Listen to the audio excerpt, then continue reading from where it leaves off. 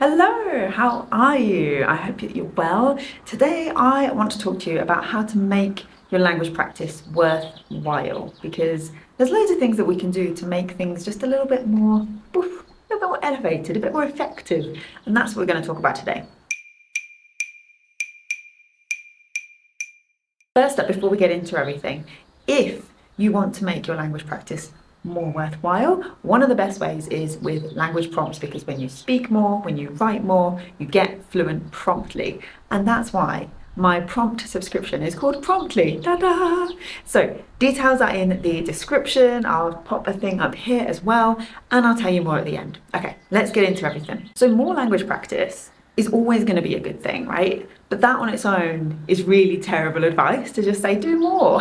Like, okay, more what, when, how, why? It's just not enough explanation. And there is something I feel that when we hear do more makes us kind of want to retreat sometimes, of like, oh, more sounds like effort, it sounds like work. And if that's how you feel about your language learning, about your practice, then it is going to feel like work, it is going to be effort, and it isn't going to be all that fun and effective, to be quite honest. So one of the ways that we can make language practice more worthwhile is by actually producing something that we want to review. Now, what I mean by that is that when you're writing, when you're speaking, not so much when you're consuming, right? That stuff, you're taking stuff in, you're probably already taking stuff in mostly to do with your interests. But when it comes to the production side of things, the writing and the speaking, it's not always the same case.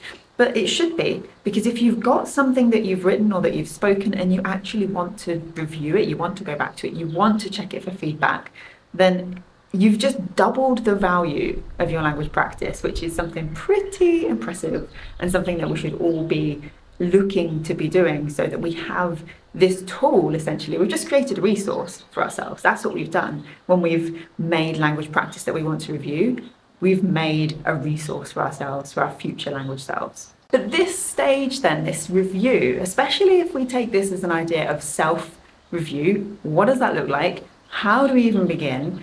Okay, I'm going to talk you through some of the steps. First up then, to create practice that you actually want to review, to make your practice more worthwhile, set a focus. And that could be a meaning focus, a learning focus, or a fluency focus. And within each of those, there's room for more detail and more nuance as well. And this doesn't need to be a big decision every single time before you sit down of like, what am I going to do today? It's like, it takes up the whole time that you've allocated for your languages, and then oof, you've got to move on.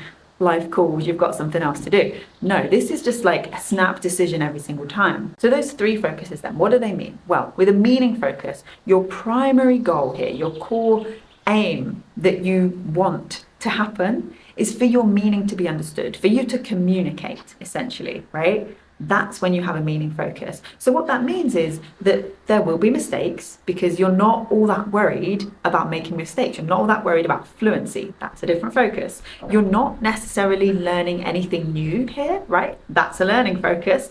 Instead, we just want to be understood. That's the meaning focus that we're going for.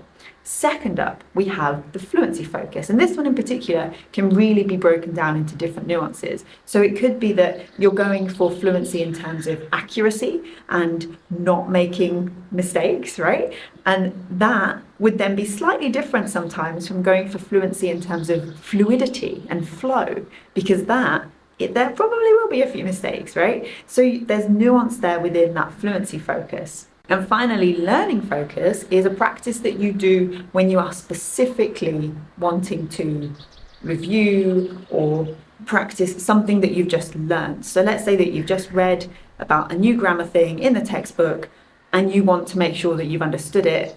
And when you're practicing, you're using that thing. That's a learning focus. And of course, with each of these, it's great if the others are happening. It's great if you have a meaning focus, and as well as that, it's also fluent, right? And maybe you get some new vocab in there too. Equally, it's great if you've got a fluency focus and you understood. That's helpful. And you maybe get to practice something new too. Also good. And you get the idea, right?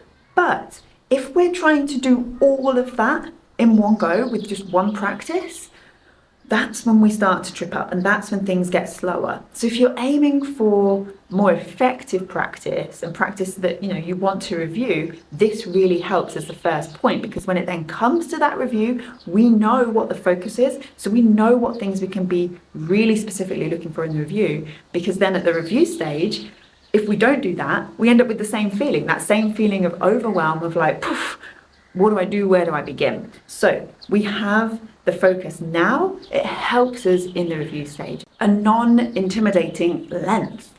So if you are in the habit from like school days of your writing practice needing to be essays long and your speaking needing to be at least 3 minutes, and then you're thinking, why do I never go back and review this? That is why, because it's far too long. No one wants to sit down and listen to themselves back and forth for 3 whole minutes. No one wants to sit down and review pages that they've written about something, and if they've not picked a good topic, about something that maybe isn't that interesting. So we have to think, what is a non-intimidating length when I'm thinking about self-review? And that's not to say that you can't write essays, you can't do long speaking recordings. Of course you can, and you should. But for the things that you intentionally want to go back to and review, that's when perhaps you want to be thinking about, okay, what is a good length for me to want to return to this and not feel like, oh, this is going to be a slog to review. And on this point too, make sure that the time you've sort of allowed yourself for self-review is roughly in line with what you're expecting to review in that time, right? And have a bit of self-compassion here. If you're thinking, okay, I've only got 10 minutes, I'm going to do some self-review of what I've written, and the thing that you've written most recently is a big long essay, don't beat yourself up if you don't get that whole thing reviewed in just 10 minutes. Like, if you think, okay, I'm going to just start with 1 paragraph, and I'm going to really go through with a specific focus. Remember the focus at the beginning? Now we have a focus for the review too. What's my focus for checking on this, first of all? And then you can maybe do more if you have time, but you've zoomed in a little bit. We're not just thinking, oh, I need to do the whole thing in a really short space of time. So just be kind to yourself on that. Topics that interest you. So of course, this one feels like the obvious, right? It feels like it goes without saying that when you involve things that you enjoy in your language learning, it's going to be more fun, it's going to be more functional, it's going to be better and easier, right? Obviously. But it's not always how things turn out in practice. So it's always worth reminding that, like, if you're making, especially because here we're talking about making practice that you want to review, if you've written a text about something really just not interesting to you, you're not going to want to go back and revisit that in the same way as if it's something that like really has captured your attention and you want to make sure that you're saying it all right. Do you see where I'm coming from? And this isn't just in the sense of, okay, so only write about things that you love, right? It's also maybe the opposite of that. So like, what about things that you hate, that you have like a sort of more visceral reaction to, and things that you can say about? It's not just the love side of things. And I'll give you an example. So cats, right?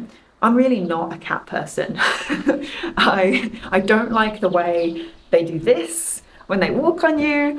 I don't like the way that they feel like they're always plotting to kind of destroy you. I don't know, don't like cats. And also, I'm mostly allergic to cats as well. It obviously kind of works in the favour of not liking cats. But I have things to say about cats. Whereas something like, I don't know, rabbits, like as a pet, okay, whatever. I don't have a rabbit. I don't know anyone that has a rabbit. It's not like a thing in my life. So I'm less likely to want to review the text that I kind of wrote about rabbits, not really caring, versus the text that I wrote about cats that I don't like, but that I do have things to say about. So when I say topics that interest you, it's topics that interest you that get you talking as well, not necessarily just the things that you love. And finally, don't rely on translation too much. So there's absolutely nothing wrong with language practice where you are relying on translation tools, where you do have Google Translate open, you've got the dictionary there, you've got your vocab list that you're picking up from. That's all fine. But when we know that we want to do self-review, that's less fine. And again, it's to do with how much time it's going to take us for that self-review. Because if we have to look up, 60% of the words in a sentence, when we're doing it, when we're writing it down for the first time or speaking it aloud for the first time, when it comes to review, chances are we're not going to remember all 60% of those words. So we need to look them up again to make sure that we've done it right. You see where I'm coming from? So to keep things kind of streamlined and easier for yourself, don't rely too much on translation in the practice stage if you know that you want to self-review, because you can always do that translation and that checking in the self-review. So trying to kind of stick to what you know, work around what you can't say just yet with, thinking about like, okay, this is the word, the sort of wall, and you want to go around that word that you don't yet know. Of course, you could look it up with a second, or you could get really sort of thoughtful with the language and thinking more about, okay, well, I know that it is, let's say it's hairbrush. I know that it is a thing to tidy hair, and maybe that will be enough for them when you're in the review stage to think, oh yeah, I didn't know how to say the word hairbrush. Or you could even highlight, you could do whatever, but don't rely too much on translation. You can do that in the review stage. And there we go. So if you're thinking, how can I make my language practice worthwhile? I want to review, I don't really know how to do the next bit. How do I do the self-review bit? I've just added a brand new workshop to Promptly, which is all about this. It's how to self-review. So we'll go into everything that you need to know for various levels, various stages of your language learning, and for different situations in general, like how much time you have and all of these things, what your goals are, so that everything fits. Like, by now, right? I'm not about a sort of one-size-fits-all model, because that's not how we learn languages, and that's very, very unhelpful. So that's not what this is. Right? So how to self-review, brand new workshop in Promptly. Promptly is a subscription that is just $10 a month, or you can pay annually for $100 and save 2 months. You get 2 months for free if you pay on the annual plan.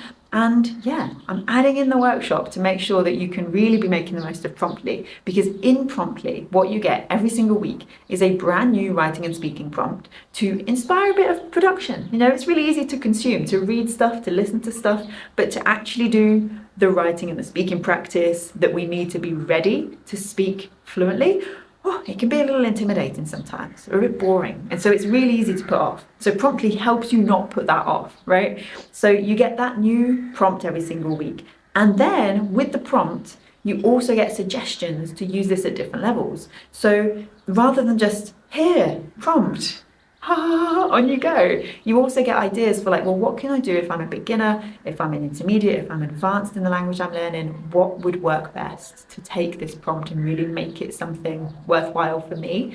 And then you get a video walkthrough. So again, I'm not just leaving you high and dry with those suggestions either. You get the video walkthrough of me going into more detail, giving you that bit of further sort of spark of inspiration if you need it for what to do for that prompt. And every single prompt can be used like so many times because they're just so versatile. That's just how they work. So yeah, have a look. The link is in the description. It is up here as well. If you're interested, I highly recommend that you join Promptly so that you can make your language practice worthwhile, and you can do that self-review with that brand new workshop that's just been added into the subscription too. All right, if you have any questions, let me know down below, or you can email me, lindsay@doeslanguages.com. Thank you very much. Subscribe, like, all of those things, and I will see you very soon. Bye.